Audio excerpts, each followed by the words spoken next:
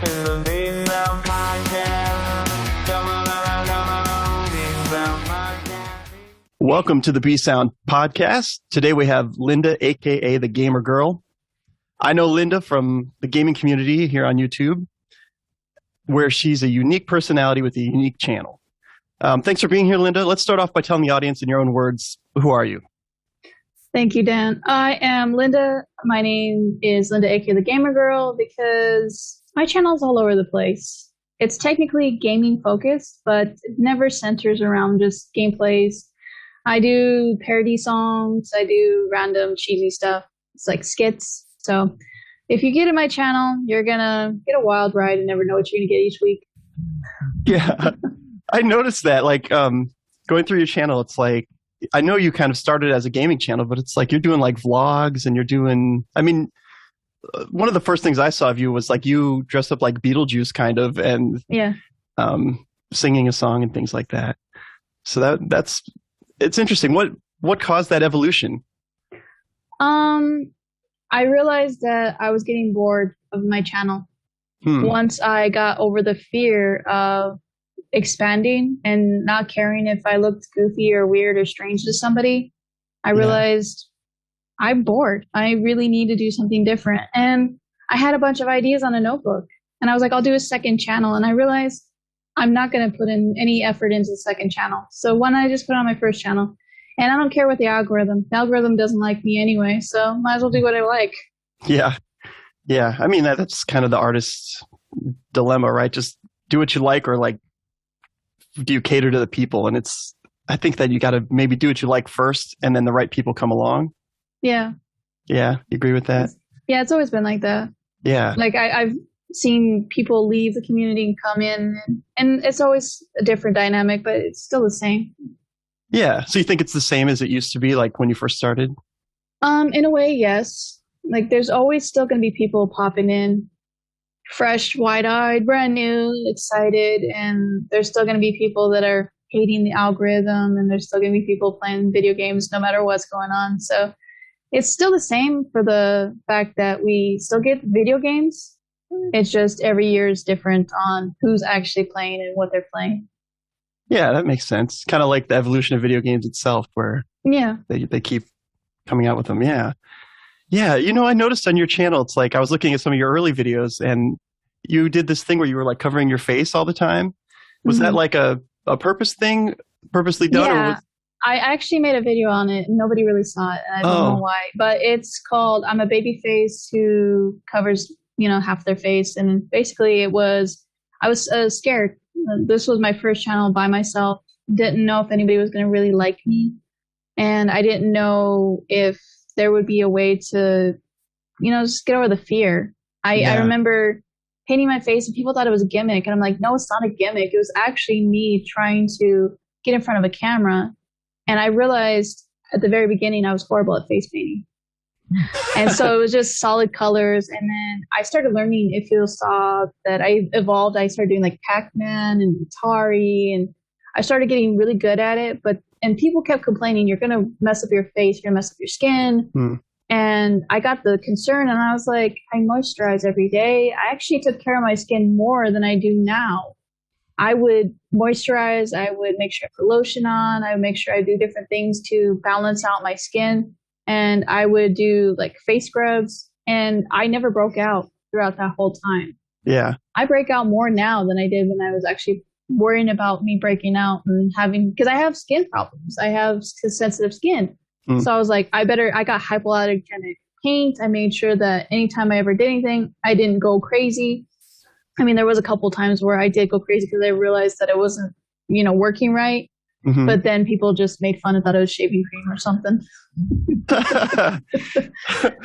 So, like one of the things I like to talk about on here is, like our evolution and stuff. And I just wondered if, so that basically that face painting and everything, that's like your evolution of just becoming more confident, right? Yeah. People thought it was a gimmick to get people to click on my channel, and it wasn't. I didn't think of that at the beginning. I really didn't. I didn't think, I need a gimmick to be out of the gate, get people to watch my channel. People didn't like my channel when I face painted. They hated it. Huh. They were like, oh, wow, look at this chick painting her face. Well, what, you can't play video games? And I got that all day, every day. I got hate comments left and right. And so I started painting like half of my face, and the hate comments were less. Mm-hmm. People thought they were going to get under my skin, pun intended, of, you know, bothering me. And that didn't bother me. You're not going to like my gimmick, whatever it is. I don't care. I'm doing it for me to feel confident enough to actually get where I need to go. And there's a couple of YouTubers who saw me and kept, you know, encouraging me and telling me, you know, like, you can go all the way where you don't wear any face makeup and people will still watch your channel. Mm-hmm. And I kept saying, no, it's for me. It's not for anybody else, you know. And I had other people who were like, oh, I'm glad you're only half of your face today. I'm glad you're only this much of your face. Because I started doing like little symbols. Like you'll see like certain vlogs where it's just like a star or a flower or something simple. Mm-hmm. And then eventually, because people at conventions, they don't really care. People paint their face all the time, cosplay. So it wasn't anything new. So a little symbol didn't bother anybody. And that's basically what happened. Was it just evolved to where I didn't care anymore. I didn't care that, you know, I stuttered or messed up on a line. You know, sometimes you'll see that I repeat my sentences, and that's just because I try to get everything out all at once. And no, I don't care. You see me stutter, not a big deal to me anymore. Yeah. And that's got to be really freeing, right? Like, it makes you feel more free to just do what you want to do. Yeah. It's fun. It makes a nice little balance of you get regular gameplay and then me traveling and me doing different things. And also me going to new places, you know, seeing where I can evolve. And people hated the parody songs. They thought that I was ruining my channel. They would dislike and leave me a comment and say, you're ruining your channel. You suck. You can't sing. Stick to karaoke. Wow. You know, and it is a parody. It doesn't say cover.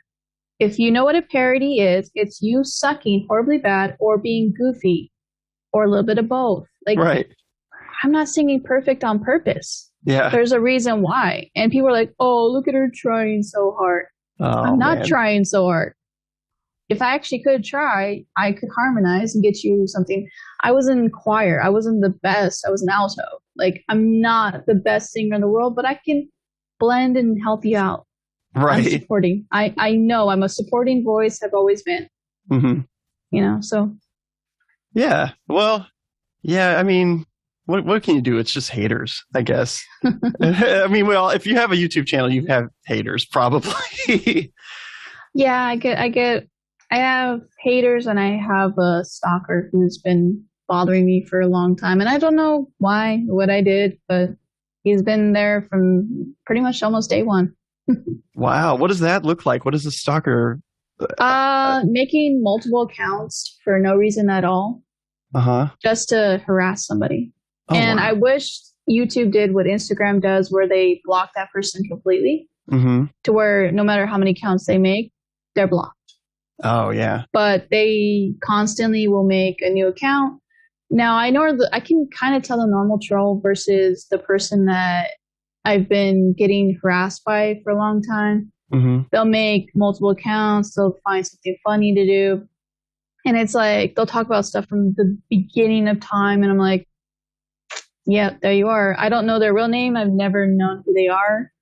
So when people are like, why are you doing this or why are you doing that at a convention? It's because I truly don't know who that person is.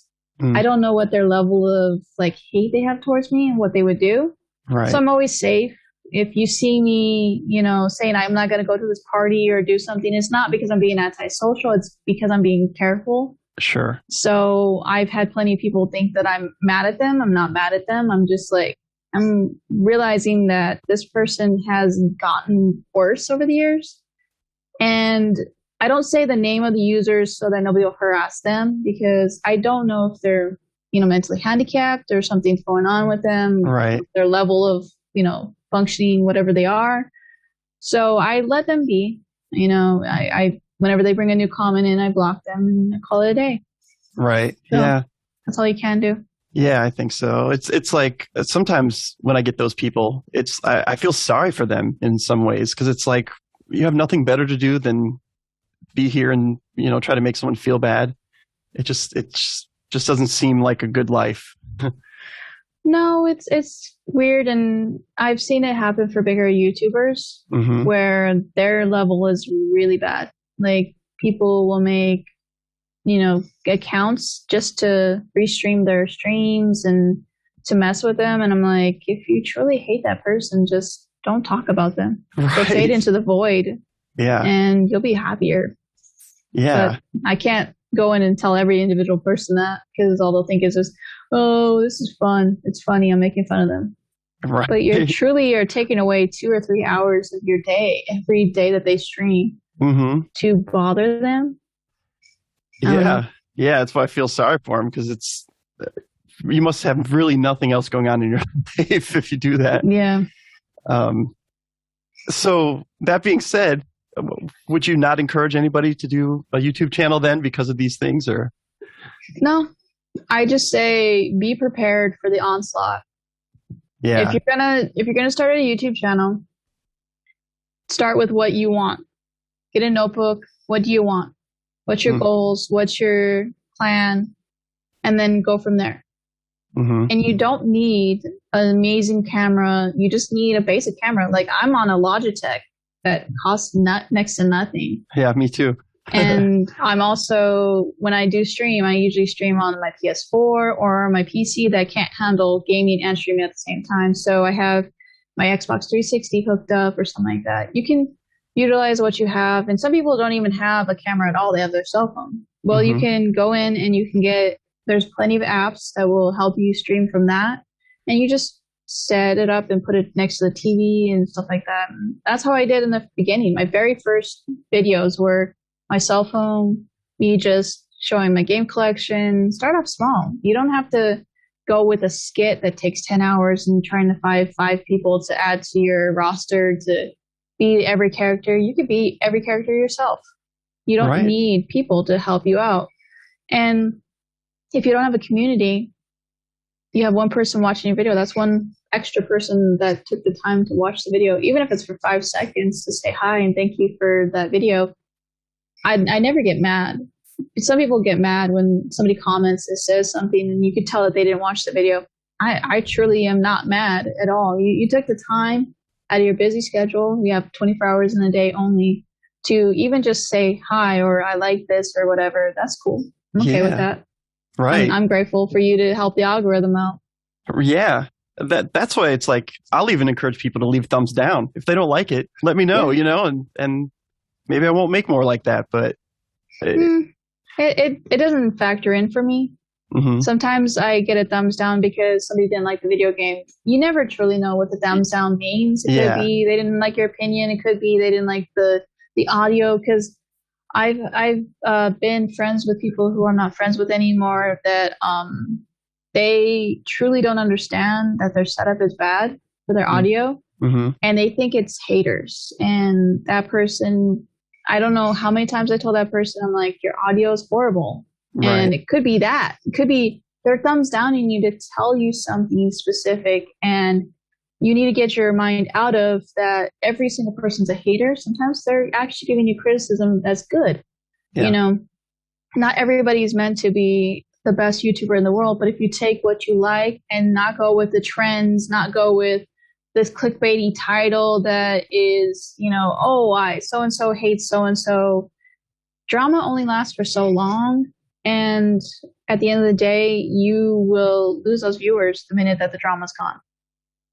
And I'm cool with people having drama channels and whatever. That's their own prerogative. They want to do that with their time. That's fine. But I've seen YouTubers who can't handle the drama. I've seen YouTubers who I've never talked to or I've talked to, and they'll do a drama video and the hate will influx in and they're not knowing what to do with that and all the thumbs down that come from it and they're panicking. And it's like, if you can't handle 20 thumbs down in a video, this is not for you. Right. So just be prepared. You're going to get thumbs down. There's going to be videos where people hate what you did.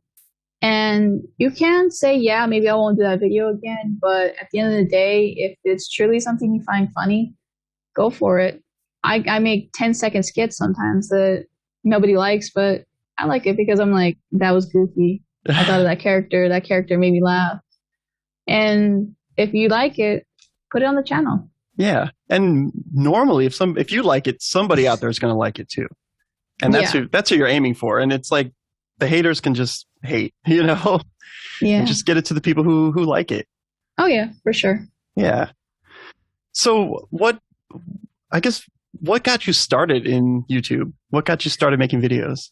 The very first YouTube channel I made with a family member, and that was 2006, I believe, 2007, the very beginning. And that was just us making goofy skits, having fun with it. And it was just to be out there because I wanted to be a YouTuber from the beginning. I just didn't have the equipment. I didn't have the money for a good cell phone or a camera that could record. And being honest, I don't even know what would have happened if I did have all that stuff. I realize now that the YouTubers that are good are the ones that already have the money. Like a family member that's rich, or they already had money from a job and they were like investing it into the channel. Even to this day, if you look at all the big YouTubers, they have money. It definitely helps. They did something with real estate or something that pushed their channel over the edge because they got really good editors, really good camera, really good whatever.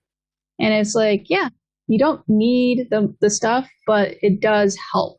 So I thought about it and I kept doing the channel, and I got a flip camera from back in the day, and I kept using those until they broke, and they were not very good cameras at all. I don't remember why they were so popular. Like I saw people with like 20 of them, and I'm like, yeah, mine broke within like maybe 4 or 5 years. I got the other one that was a digital only, and even that was bad. But yeah, I don't know. I find that just being there, present, and not fake helps too. Because I don't like a game. I let people know. I don't do game reviews. People want me to do game reviews. I'm like, I suck at them. That's the only thing I will not do as a review. I realize that it takes a lot of effort, a lot of time, a lot of editing, and I just don't have that time or the effort to put into a game review. And I realized I'm horrible at explaining stuff. So have you had people ask you to do game reviews, like companies ask you? Yeah, I got a couple emails and I respectfully declined. Yeah. And I got a couple buddies who said, oh, I got this review code, but I don't like the game. You want to review it? And I'm like, nah. Right. Nah, I'll play the game on stream, but they don't want that. They want a video. They want an in-depth script. They want to review it. It's like, I don't have the time for that. Right. It's like a job. This is not my job. This is a hobby. And I'm not going to lie. I do get some money from it, but it's not enough to make it a full-time job. Right. It's not even enough to make it a part-time job. It's just enough to buy equipment. So I'll put the pool of money into a side and go, okay, I have enough to buy a new PC or new, system or even a new camera when I can. But I always hold off and make sure that I have the better camera than just replacing it with a mediocre camera. Sure. That's what I do. Yeah. Have you got a new one recently or something? Because I noticed some of your newer videos. You did like a response video recently, and I thought that the camera quality was pretty good in that one. Yeah. I normally stream on my cell phone, which is an S8, and that's why you see the downgraded quality. But I got a Canon E05. Okay. I have that. And then I have a shotgun mic. I forgot the name. It starts with a C, but it's not the regular what everybody else gets. It's something that I thought would be better, and it does help audio-wise. Yeah. So why video games? I really liked video games from the beginning of time. It was either that or movies. And I realized that as much as I love movies, I sit there and zone out. So I'll watch a movie and I'm good. And that's another thing is most of it's movie reviews. I was like, to talk about movies, you would have to either be hidden movies that nobody really talks about, or movie reviews. And I just am not good at them.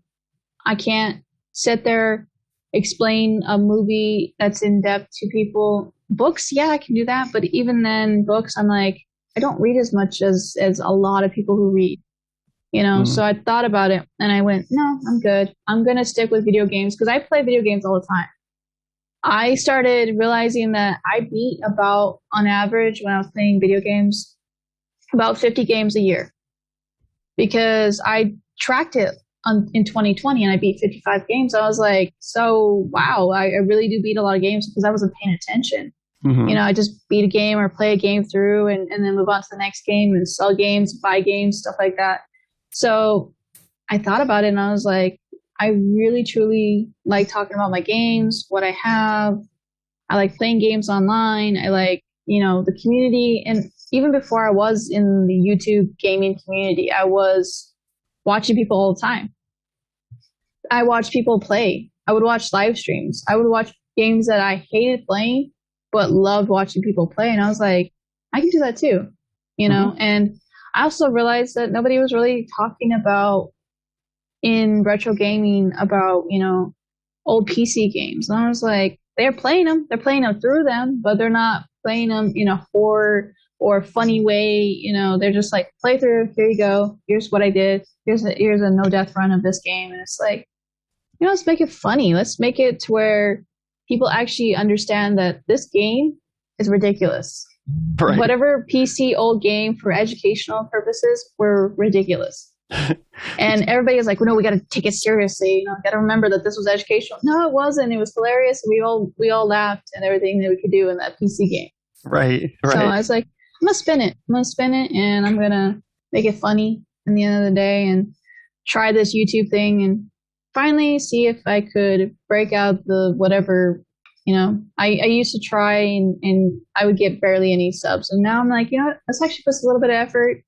At the end of the day, even if I don't even crack 10,000, I tried.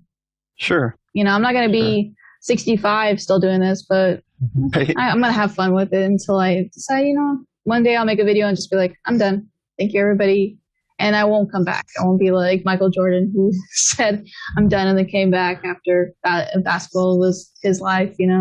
And he was like, I'm just going to play games and just watch other people. I'll still be in the community. I'll still do collabs, but I won't be my main channel anymore.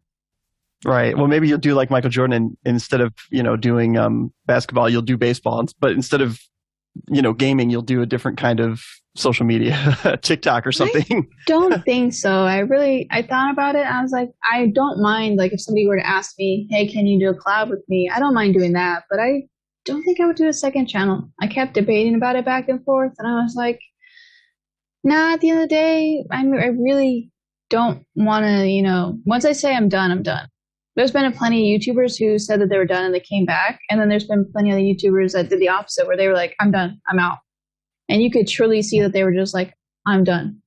I'm in my prime. I'm heading out. I don't want to leave in a bad note. Mm-hmm. Because there's been some YouTubers who left in a bad note. Oh, sure.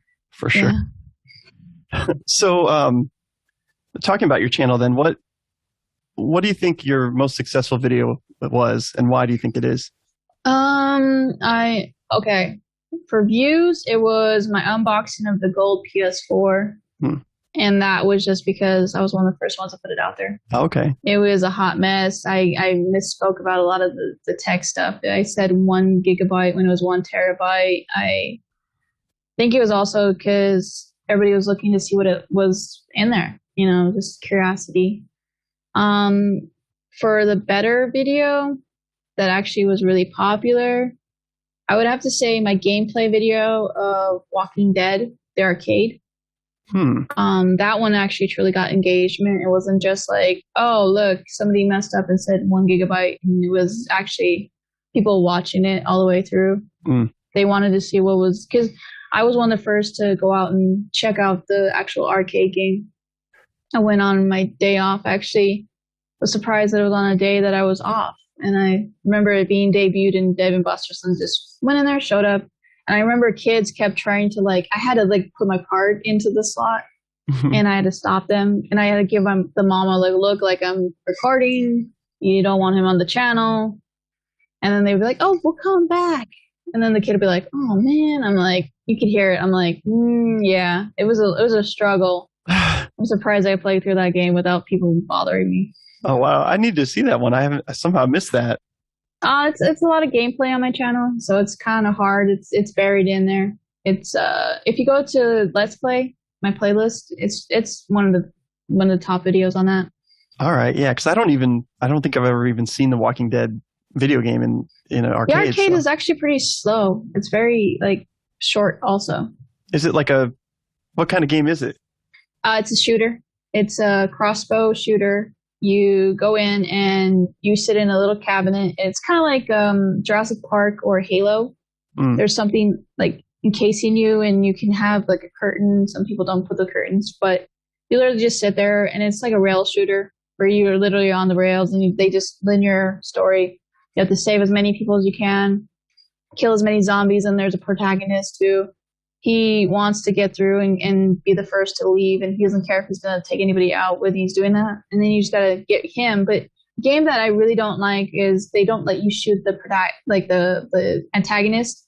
You can't shoot the antagonist who he's killing people also to get through, because he wants to just be out. He sees that everybody is taking too long, and he's like, I'm out. I'm grabbing the battery, and I'm going to go get the bus. And you have to stop him from taking one of the only batteries that are available.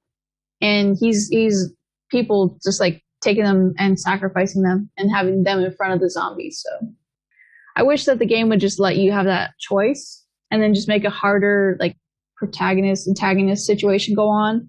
But it's okay. It's a good one. It's definitely one of those games where you have to have a few bucks on your card, because once you leave, somebody else takes it. So it's popular, but it's also been in so many arcades that it's kind of like dying out now.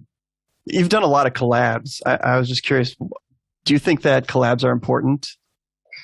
Yes and no. It depends on the collab. Uh-huh. When I collab sometimes outside of the community, and it could be something as small as like talking about a movie that I really liked. Those collabs don't help my channel out. I don't really see any growth, but it's just to help out a buddy or to help out somebody that, asks. And I don't usually say no unless it's something like I'm truly not going to be able to provide any insight for you. Mm-hmm. And I hope they never take it personal when I say no, because I'm like, I really don't know. Like, if I'm not strongly about one or the other, I'm in the middle. I'm going to be the boring person that sits there for 5 seconds rambling, and then you're just going to move on to the next person. Yeah. But I do collabs for whatever reason. If you ask me, usually I don't see comments. And the reason why is because I turn off the comments notification.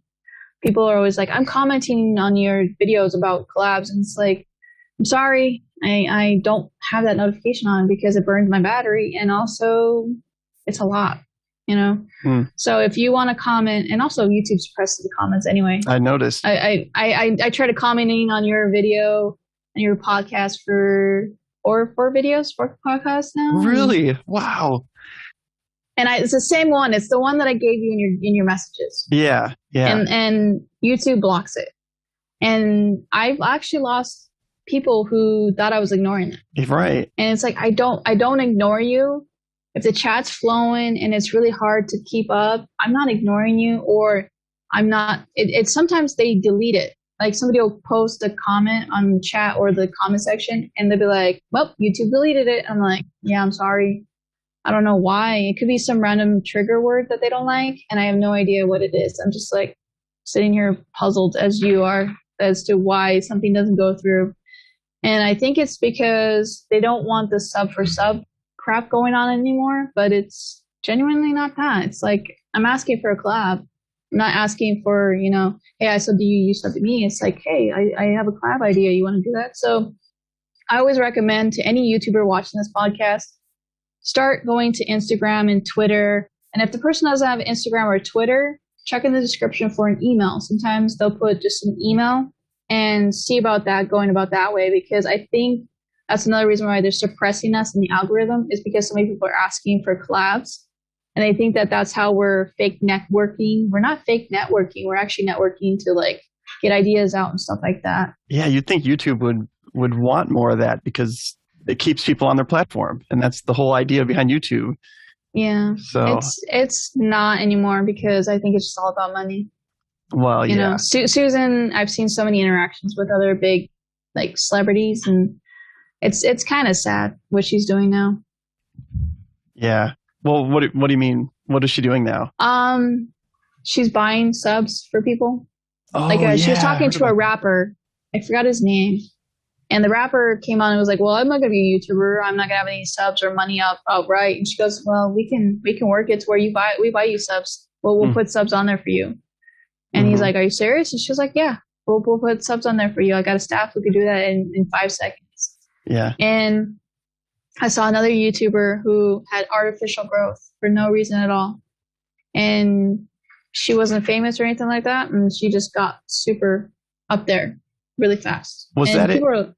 It was a van blogger. That's what I saw too. I remember seeing that, and it was like 2 million subs out of nowhere. Yeah. And that's why I said they don't punish the partners. They don't punish the people that make them millions. They don't care. They don't care if you buy views or subs for that, because that's not hurting them. That's helping them. Right. And that's what irritates me is it just wish it was universal, you know, and another thing is they're short staffed. So it takes 5 seconds to hire a couple more staff members and weed out the people that are buying subs that you don't like. Just go in, just do it. Stop hurting us. Right. Yeah. And then you get people like kicked off the platform for ridiculous reasons, whatever reasons YouTube decides, you know, like Solid Nate or something like that. Like his DMCA problem. Yeah. But it was for a video game that everybody streams anyway. So it was like, well, it's weird. I had that happen to me, but it wasn't a strike. It was a claim. And basically, like, the algorithm, they could change it at the last minute. And it could be a song that was okay at one time is not okay now, because the artist or the person that they hired for their management is going in and flagging every single thing. Because there was a game, it was Mana Median, and the other one was I forgot the name. It was Lost Something. It was the narrative based game. I had several streams where I didn't get any claim, and then there was one claim, and it was just that one song. So I've learned that I have to wait a little bit and see, you know, what's going on with that. So if I see a lot of people are complaining about it on the community, I usually don't play it. Like, I want to play Life is Strange True Colors, but I see that if you play it, it's boring without the music. And if you don't play it with, you know, like the DMCA cover protection, you're going to get flagged. So on your journey here, one of the things we talk about on this channel all the time is mentors. Did you have any mentors along the way? I didn't have mentors that I knew. I watched people that I still talk about to this day. Roberto, he was a universal key in helping me motivate myself. He's a YouTuber himself who is a motivational speaker. Roberto Blake is his name. And he goes through, and I follow his Twitter and everything like that. And he'll tell you all the time, just change your title, change minor things, change the hashtags, go through, figure out what works and what doesn't work. And then also he'll motivate you. And he does speeches at conventions, but I don't know if he still does as much because of what's going on with everything in the world. But when he was in his heyday, he was all over the place. And he said, don't worry about the video. I'm not worried about short gain. I'm worried about long gain. You might see a video only do 100 video views. Is not good for your channel. You're used to 1,000. But little do you know that event will come back around, and then they'll get more views again, and more views and more views and more views. So think about something that's long-term that will keep people watching over and over again. Like convention videos. I don't see the views sometimes, but then when the event happens again, boom, influx. And then the event happens again and boom, influx. So it might not build for your video for that time, but eventually people are going to need to look for that restaurant, that whatever you're going to go check out. It might not be important at the time, but later on there might be something that really picks up and you're like, oh, okay, cool. So I watch him. I've seen a lot of YouTubers try to milk it to where pay for this. And I've had people come in and tell me that my views are bad and you need to work on your this, whatever. Here, hire me. I'm a freelancer. I will help you. And it's like, no, really, I don't need the help. I got him. I support him. I give him, when I see him on stream, I'll donate. I donate under an alias because I just don't want to deal with the stupidity of like, oh, see, look, she's donating for this. It's like, no, I donate because I want to. Donate anonymously. I'll join I'm a member of his channel and stuff like that. So it's one of those things where you don't need to pay for the help. A lot of people are like, I'm going to read a book. I'm going to do this. I'm going to do that. You don't need to do that. Just go in, search. There's plenty of people, say you don't like Roberto. There's plenty of people that they'll give you free advice. And all they ask is you support them when you can. And I truly like those people because they might not give you every video that you like. You don't need to support on Patreon if you don't want to. You just go in and you do what you can. And that tells me that they're truly about helping people more than they are about the money. And yeah, we all need something to eat at the end of the day, but there's a way to go about it. You don't need to do a course that's $500 and it's a seminar and you watch the video and it's just the same video that they sent to every single person. I can get that on YouTube for free. So Roberto is one of them. There was a bunch of other people that I would watch off and on and go in and just like, okay, let me see what the trend is for this year, for this month, for whatever, and move on with that. But that was the only person that truly I keep going back to time in and time again is Roberto, because he gives sound advice and I don't feel like he's doing it maliciously. Sure. Yeah. I mean, one of the best advice I ever got was from Mad Little Pixel, actually. I don't know if you know who that is, but I know he is. He told me, he kind of took me under his wing for a little bit there and was like, as long as you're making something that's valuable to people, then they'll be happy to share things with you, share money or whatever. It's a value exchange is how you got to think about it. And it's like, so provide that value for people and they'll help you out too. Mm-hmm. And I think that's that's what Roberto does. Yeah, he does that. And doesn't have to be anybody massively huge with their sub count. Mm-hmm. I've seen people that their sub count's 100K and I'll watch a video and I'll be like, oh yeah, I didn't think about that. Could be something minor as like go in the description and add the extra description of the place. So it's a triple search help with the algorithm. And I was like, oh, that's cool. Thank you. Okay. Yeah. So that's what I usually do. So you're into like the SEO stuff, the search engine optimization things. Yeah. I try as much as I can, or just because I want to like be able to keep, the videos going. Yeah, it's about views, but not about views. I mean, I'm not expecting thousands of views every video, but I do want to make sure that, my algorithm is going good. And I don't care if people say, you're all about views. We're all about views, So wait a minute, just let me back that up for a second. You said that you don't want people to say they're all about views, but they are? No, I find people hilarious when you're on YouTube and they're like, oh, so-and-so's all about views. And they're making a big joke about it. And it's like, well, everybody is about views in some way. Yeah. I truly am happy with people that, watch my videos. I don't care if my video does horribly bad. It's something that I wanted to play and might not get everybody, because I play video games that sometimes are passed through several years. And it's like 2015 was when it released. And I know it's not going to get a ton of views, but hey, I still got 10 people or more that watched my video and I'm happy about it. Yeah. And I feel like you don't need to make fun of people who are about views on their videos, because that's truly their income.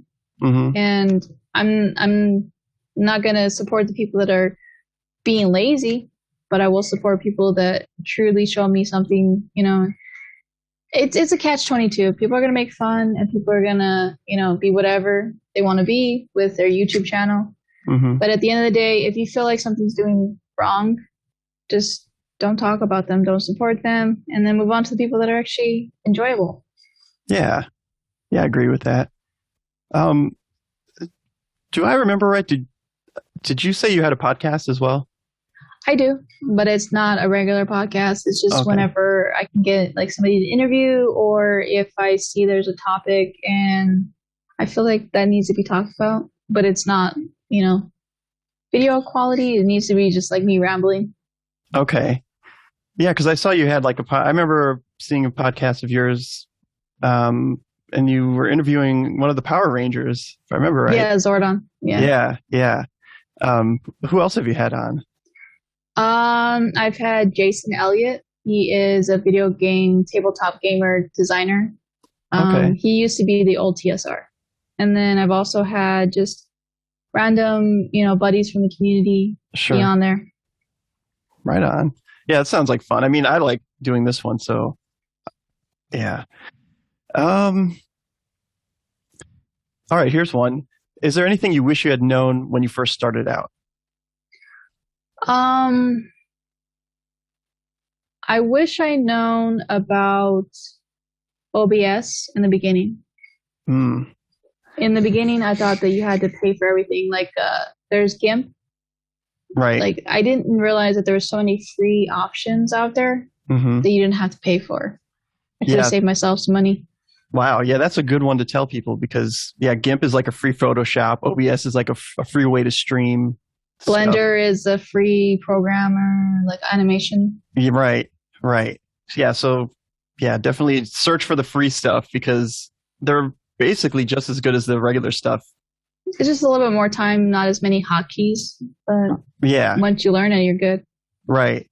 Yeah, I'm actually way better in GIMP than I would be in Photoshop just because I've used it for so long. So I get you. I feel you there. Yeah. Is there anything you're into currently? Like, what are you into currently? Oh, I'm all over the place. Yeah. I'm reading a little bit more now because I was bored from everything being not be able to go out and travel. So I'm reading more. Actually, I got a book from the convention I just released, Murder Run, John Hunt. I'm reading that. I've been just reading comics more and just playing video games that are outside of my normal realm because I buy games to just try them out. And I saw that there was a backlog that was getting really bad, so I've been playing my backlog more than just playing random games. That's something we all need to do, I think. Yeah, I always tell people start off with one, then work your way up. And you'd be surprised how easy it is to beat a game that you thought you weren't going to play. Because I would always just pass on the games that I played games that I had in my backlog since high school. I'm playing those now because I'm like, oh yeah, that fighter. I usually just would play the fighter for 5 seconds while I was waiting for something to happen in between, like a class or something like that. And I kept forgetting, and that's the problem is I would forget that that's in there, and I go, oh, yeah, I need to play Virtual Fighter animation, and then I played it like a little while ago. Yeah, that's cool. So that reminds me. How do you come up with your ideas for your videos then? Is it like, what do you decide? How do you decide which games to play and that kind of thing? Well, for one, I don't do shooters. I know my capacity. I stick with that. I will do a shooter that's easy, like anything that I can, like Galaga, I can play that. That's fine. But I know my limit. I am not a speedrunner. I know I can't 100% some game and enjoy it. It's just not my thing. I never went for platinum trophies. I just don't know why. Like the minute I beat the game, I think it's because I was so used to playing the PS1 games and playing them through, being the story, and then realizing I'm good. Like I can move on to the next game. So I truly never found enjoyment, and it felt like a daunting task to me. So I won't 100% stuff. I won't play games that are boring to me because I already know the stream's going to be boring. I'm going to complain. We're not going to get anywhere. For video ideas, I carry a notebook with me. I walk around with a notebook or my cell phone. I'll text myself something, like an idea, a video, like something random. It could be a title. It could be something minor as like, oh, that sounds like a good idea. And I'll just text myself. Yeah. And sometimes I'll be at work. I'm working, I'm reading something, and I'll go, that sounds like a good idea. Or I'll watch other channels that are not even video game related. Like my music is just as broad as my watching of videos for YouTube. Sure. I will watch people who read books. I'll watch people who travel, not just to video game arcades and I'll watch people cook. I'll watch people do different things, you know, and that actually adds to like a video idea. And I'll write it down and be like, oh yeah, I can do that. That sounds like a good idea. Yeah. 9 times out of 10, I try to stay away from news because I already know there's plenty of YouTubers who do the news, whether it be regular news or gaming news. So I stick with what I'm good at, which is narrative-based games. I'll play a lot of old PC games, just stuff that I already know, and I don't feel like a lot of people are talking about. Right. So it's usually just bring a notebook with me. If I feel inspiration, even at a convention or something, I'll just jot it down and call it a day. Yeah, that sounds like good. I do a similar thing too. It's like if I don't write it down too, then it's like lost. It's you like lost. It. Yeah. I don't know if you do that, but it definitely happens to me. Yeah, a lot. I'll think of something and I'll be like, oh, what was that catchy thing I said? Right. That was a good thing. Oh well. Well, so we're coming close to the end of the podcast here. So we only go an hour, but I always ask this at the end to everybody. And that question is there anything I should have asked you today, but I did not? I really truly don't know. You covered a lot. I mean, we did. I don't think so. All right. Nothing else you wanted to talk about? Oh, man. Right. I think you got it this time. Oh, sweet. Cool. I appreciate that. Makes me feel good as a questioner person, podcast host. So just to end it up, where can people find you on the internet? Yes, YouTube is Linda, aka the Gamer Girl. Twitter is Linda the Gamer, Linda the Game One, and then Instagram is Linda, aka the Gamer Girl, all one word. And those are the only things that I'm on right now. Okay, yeah, and I'll put those down in the comments, or not the comments, but the description, so everyone can find you there. And all right, well, thank you so much, Linda, and it's good having you on. Bye, everybody.